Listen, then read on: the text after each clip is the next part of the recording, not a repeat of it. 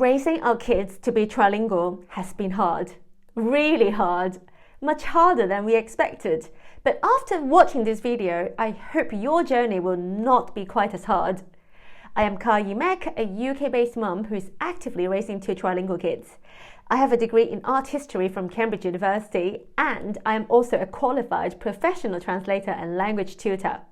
So my life and my work are absolutely centered around languages. Keep watching to find out what's worked for us and what hasn't worked, and I guarantee your journey will be that much smoother. Let's go! My husband and I have been raising our children to be trilingual since our first child was born in 2016. While expecting our first child, we already knew that we wanted to raise him to be trilingual. We didn't really know what it would actually entail. I guess we just had this vague notion that if we spoke to our child in our languages, he would just pick them up and, well, be trilingual, right? Because children just pick up languages like sponges, don't they? We were in for a bit of a shock. To cut a long story short, by age 3, our son was as fluent in English as his peers, and he could understand Mandarin and Russian very well. But he would only speak English. My husband and I kept talking to him in our languages, but our son kept replying to us in English. He could say a few words in Mandarin and Russian, sure, but beyond that, he only spoke English. And other people around us noticed that too. To be fair, no one was judging us. For the most part, people were impressed that we spoke to him in our languages and that he understood everything we said. But, well, I guess it was funny to see a parent and a child having a conversation, each of them speaking a different language. Anyhow, around the time our son was 3, this was our status quo, and we were coming to terms with the fact that he would just be a passive trilingual. Essentially, we kind of gave up on the idea that he could actually speak Mandarin and Russian. But fast forward 3 months, everything changed, and he was speaking all 3 languages. I've made a separate video detailing our journey, so I won't repeat the story here.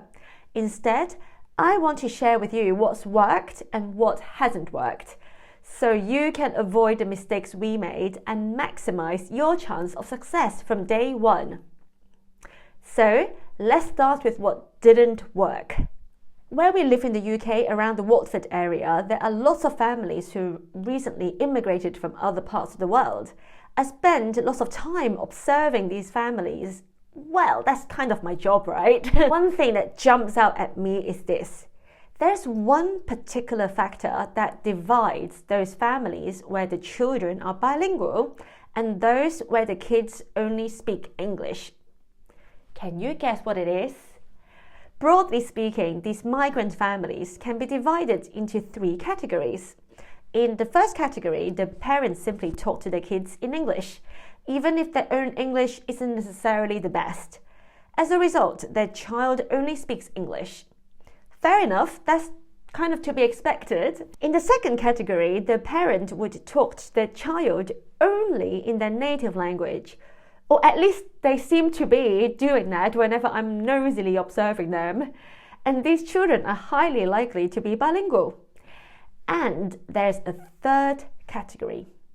The parent would talk to their child in a mix of their native language and English, like literally alternating between the 2 languages from one sentence to the next. And what's the outcome for these families? Generally, from what I can see, children from the third category tend to end up speaking English only. They might understand the mum or dad's language, but they don't speak it. They won't speak it. And this, to an extent, was where we went wrong. Let's take a break and watch a video of my daughter speaking Mandarin. Alina, 你今年几岁？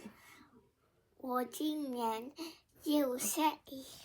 So, we broadly adopted the one parent, one language method, meaning that my husband speaks to the children in Russian and I speak to them in Chinese. English comes from the wider community. I've made a separate video about the 3 main language strategies. Check it out if you're new to this whole, bilingual, trilingual thing. The thing is, the strategy itself was never the problem. Looking back, I can see that we had an execution problem. Despite what I thought I was doing, I was not consistently speaking to my son in Mandarin. Up until a major turning point in our journey in 2019, I was unintentionally using lots of English when speaking to our son. It might be, a few words or sentences here and there, and when he spoke to me in English, often my instinctive reaction was to reply in English as well. This brings me to another encounter I had previously. Around the time our son was 2, I met a trilingual family at our local children's center. The mum was Chinese and the dad was Dutch. They were successfully raising their kids to be trilingual in Mandarin, Dutch and English. So, of course, I had to ask the mum what her secret was. She said quite simply, "You must speak to your child in your language and nothing else, and your husband has to do the same. That's it." The principle is very simple, but the execution is not easy. So, if you're struggling to raise your child to be trilingual or bilingual, try to pay attention to how consistently you are using the target language. Are you in reality using a mix of the target language and the community language? In our case, this simply didn't work. And from what I can see, this approach doesn't work well for the vast majority of families who try to raise bilingual or trilingual children in a monolingual society. This last point is relevant because in many multilingual countries, language mixing is the norm.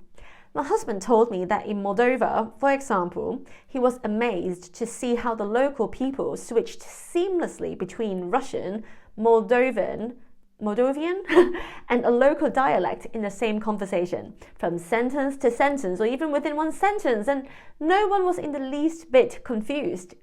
When this is the norm in a society, sure, your child can still become multilingual. But if you are like us, trying to raise bilingual or trilingual kids in a monolingual country where such norms do not exist, take it from me. Try being more consistent in using the target language. So in short, I would say that this was the main stumbling block for us. So what else didn't work? I'm going to say now might be slightly controversial to some people, but I'm going to say it anyway. Language schools, especially online language schools. I've made a separate video about our experience with language schools, so check it out for a more detailed analysis. Let's take another break and watch a video of my daughter speaking Russian. Alina, какие ваши любимые животные? Хомяк, зайчик,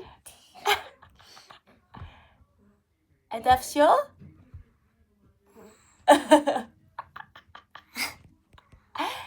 Guinea pig, как сказать guinea pig по-русски? Помнишь?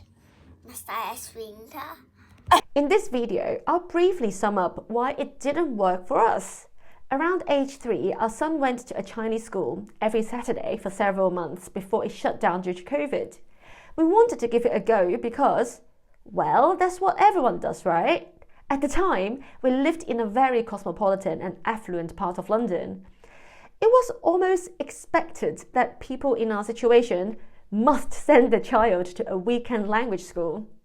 What I didn't know at the time was that not all language schools are made equal. The school our son went to was mostly targeted at people from non-Chinese backgrounds. Some of the parents were of Chinese heritage, but they didn't speak Chinese. Very few of the parents actually spoke Chinese at home. As a result, our son spoke more Chinese than most of the other children in his class, so we didn't feel like he was necessarily learning that much. Which is fine, I'm still glad we gave it a try. And honestly, I think parents should absolutely give language schools a try. It can definitely bring lots of benefits. The danger, in my opinion, is that it can give parents a false sense of security, so to speak.